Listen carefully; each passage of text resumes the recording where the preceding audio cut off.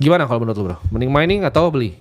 Ya teman-teman harus paham ya, sekarang kita lihat langsung dari supply-nya Bitcoin ya. Ya. Berapa sih sisa Bitcoin yang bisa ya ini juga edukasi buat teman-teman semuanya ya.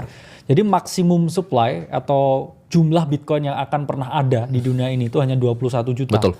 Sekarang itu udah 19,8 juta. Jadi kalau teman-teman do the math, hanya sisa 1,2 juta Bitcoin lagi yang akan ditambang sampai 2040 bro. Yes. Dan setelah itu udah nggak ada Bitcoin yang ditambang, tapi mereka dapat Bitcoin dari validasi reward ya.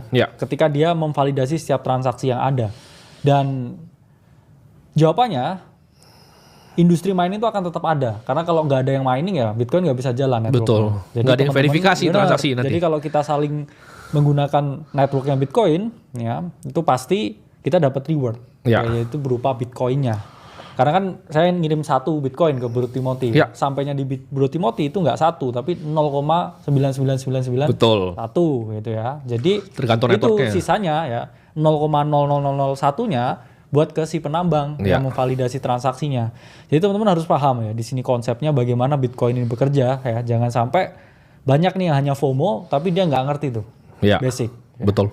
Dan efisiensi atau enggak yaitu secara teknis ya itu selalu ada cara ngitungnya. Ya. Problemnya di beberapa negara yaitu adalah masalah listriknya yang terlalu mahal ya, atau harus ya ada ya pihak dan instansinya yang kayak jadi pihak ketiganya.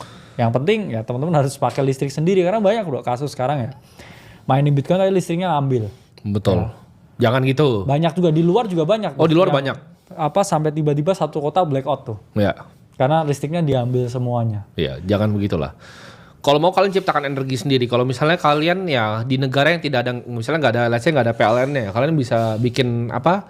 Pakai panel surya atau lu bisa bikin pakai hydro, cari yang efisien, bikin energinya, lalu lu bikin mining Bitcoin di sana itu efisien banget. Ya. Tapi di sini nggak bisa. Kalau udah bisa, gue udah pasti udah gue tutup semua jadi beneran. Ya, bener. Udah pasti gue tutup.